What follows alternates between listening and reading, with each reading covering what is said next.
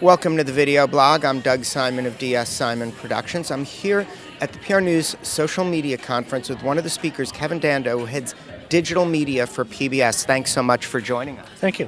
Great. Tell us about some of the things that you shared with the audience during the presentation about some of the tactics PBS is using. So what I talked a little bit about was developing a Facebook voice. So I talked about, among other things, varying posts, taking a look at experimentation with different kinds of posts. I also talked about day-parting posts on Facebook. So, for instance, thinking about posting a lighter kind of content in the morning or more substantive content in the afternoon or evening, but also taking a look at being human. If you make a mistake on Facebook, going in and acknowledging it, not just pulling down the post, but maybe editing it and crediting people who might see something that might be wrong with your post. Hopefully you're not doing posts that have errors all the time, but actually going in and fixing them. Right, and it's not even just errors, it's some people who have a different perspective that adds to the discussion. Right.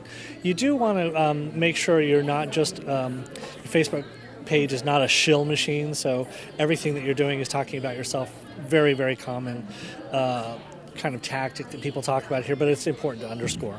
Right. Now, obviously, PBS has high-quality content to offer, and that's one of the things that's important. And maybe there's a disconnect for some in the audience because we hear about all these tactics on Facebook, Twitter, let's get the stuff out. But how important is it that you have quality content that you're sharing?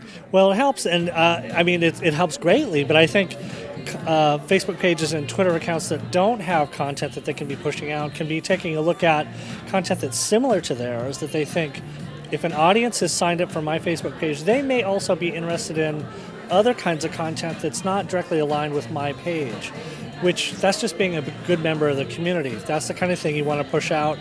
People will respond to that. They'll sign up for your page and they'll tell their friends and family to sign up for it as well.